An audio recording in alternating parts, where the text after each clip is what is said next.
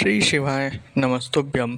स्वागत है आपका शिव पुराण श्री रुद्र संहिता पंचम खंड 29वें अध्याय में शंखचूड़ के राज्य की प्रशंसा।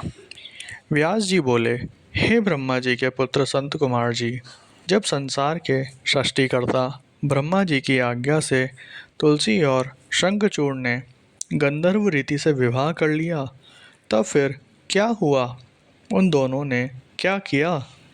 व्यास जी के इस प्रकार के प्रश्न सुनकर संत कुमार जी बोले, हे महामुने, शंखचूड़ और देवी तुलसी ने ब्रह्मा जी की आज्ञा से विवाह कर लिया और वह उसे अपने साथ लेकर अपने घर वापस आ गया। जब दानवों को इस बात की सूचना मिली कि शंखचूड़ को ब्रह्मा जी से वरदान प्राप्त हुआ है, तो वे सभी बहुत प्रसन्न हुए। दैत्य गुरु शुक्राचार्य ने स्वयं वहां आकर शंखचूड़ को ढेरों आशीर्वाद प्रदान किए। तत्पश्चात उन्होंने शंखचूड़ को असुरों का आधिपत्य देते हुए उसका राज्याभिषेक कराया। राज सिंहासन संभालने के पश्चात शंखचूड़ बहुत प्रसन्न था। तब शुक्राचार्य बोले, हे असुरराज शंखचूड़, तुम निसंदेह ही वीर और पराक्रमी हो। तुम्हें आज असुरों का राज्य सौंपकर मुझे बहुत हर्ष हो रहा है। अब इस राज्य का विस्तार करना और असुरों की रक्षा करने का दायित्व तुम्हारा है। मुझे तुम्हारी प्रतिभा पर पूरा विश्वास है। ये कहकर दैत्य गुरु शुक्राचार्य वहाँ से चले गए। उनकी आज्ञा शिरोधार्य कर शंखचूड़ राज्य करने लगा। उसने अपने राज्य का विस्तार करने के उद्देश्य से अपनी विशाल सेना को इंद्रलोक पर आक्रमण करने का आदेश दे दिया। वह स्वयं भी उस युद्ध में जा खड़ा हुआ। असुरों और देवताओं में बड़ा भयानक युद्ध शुरू हुआ। देवताओं ने अनेक असुरों को मार गिराया, अनेकों को घायल कर दिया।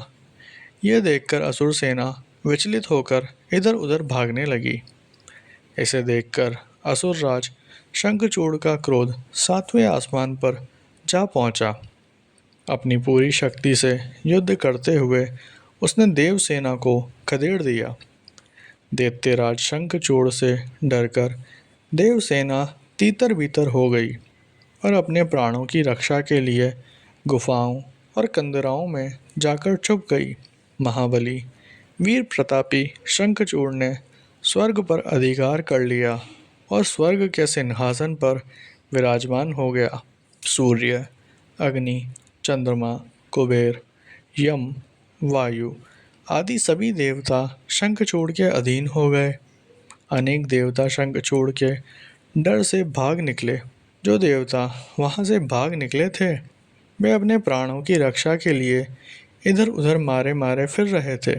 जब उन्हें यह समझ नहीं आया कि अब वे क्या करें और कहाँ जाएं, तब वे सब देवता मिलकर ऋषि मुनियों को साथ लेकर ब्रह्मा जी की शरण में गए।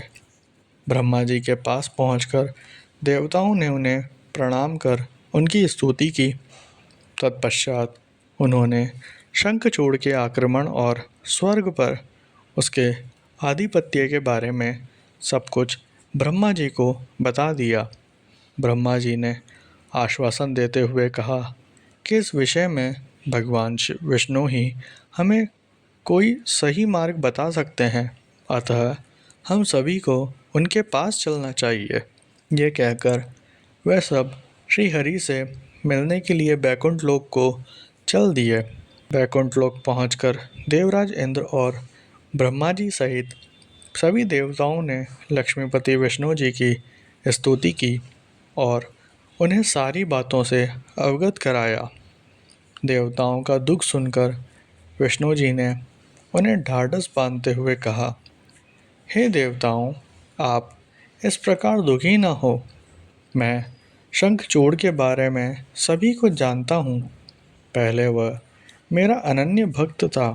इस बारे में हमें देवाधिदेव महादेव जी से विचार विमर्श करना चाहिए, क्योंकि वे ही इस समस्या का सही समाधान बता सकते हैं। ये कहकर वे ब्रह्मा जी और अन्य देवताओं को अपने साथ लेकर शिवलोक की ओर चल दिए।